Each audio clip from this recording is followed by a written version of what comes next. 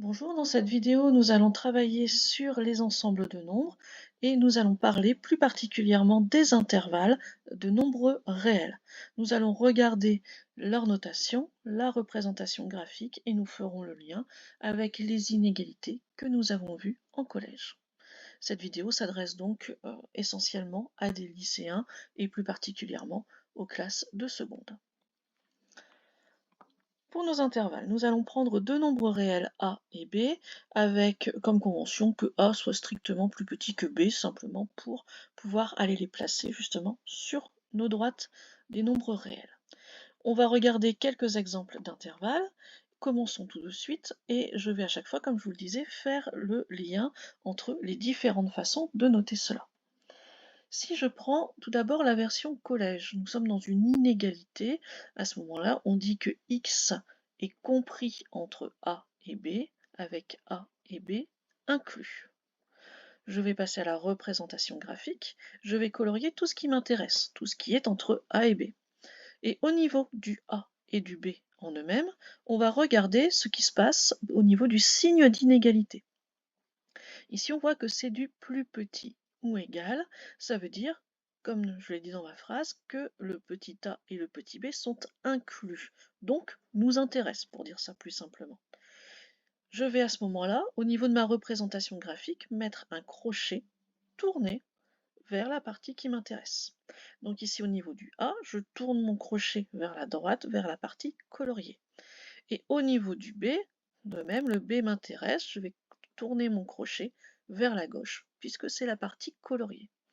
Nous allons avoir ici l'intervalle AB qui va être écrit de la même façon avec les crochets tournés dans le même sens.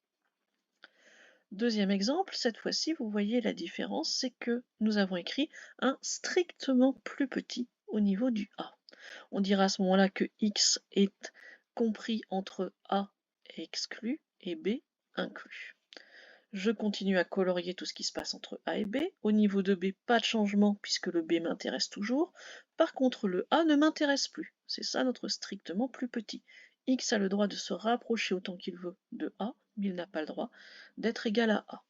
À ce moment-là, mon crochet, je vais le tourner vers la partie non coloriée, c'est-à-dire vers l'extérieur. Et on dira à ce moment-là que mon intervalle AB, mon crochet ici sera ouvert et mon crochet au niveau du B sera fermé. Autre exemple, normalement vous devez commencer à comprendre le principe. Vous avez ici deux strictement plus petits, donc X est compris entre A et B, mais A et B exclus.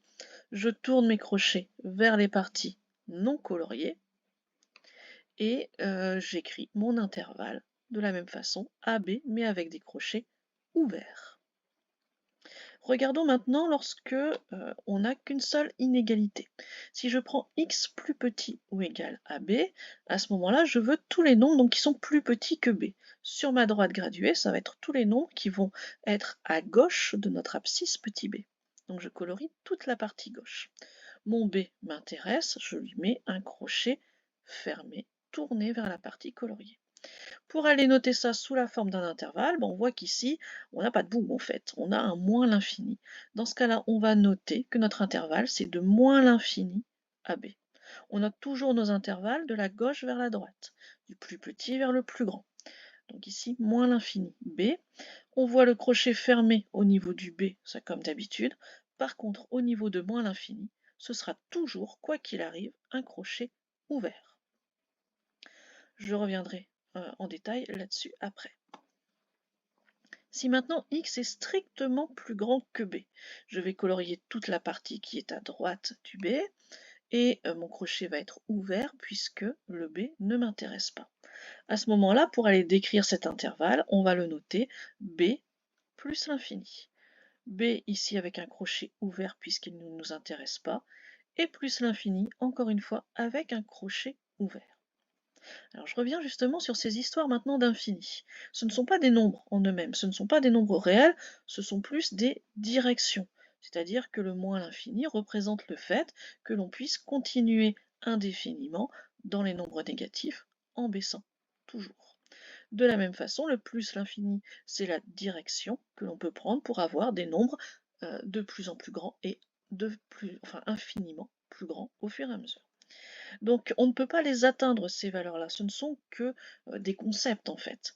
À ce moment-là, on ne met pas de crochet fermé. Jamais, jamais de crochet fermé pour les infinis. Et à ce moment-là, on peut écrire que l'ensemble des nombres réels que l'on a vus, c'est l'intervalle moins l'infini plus l'infini avec, mais comme je viens de vous le dire, forcément des crochets ouverts. Voilà pour ces notions de base sur les intervalles. Je ferai une future vidéo sur les intersections et les unions de ces ensembles. Au revoir.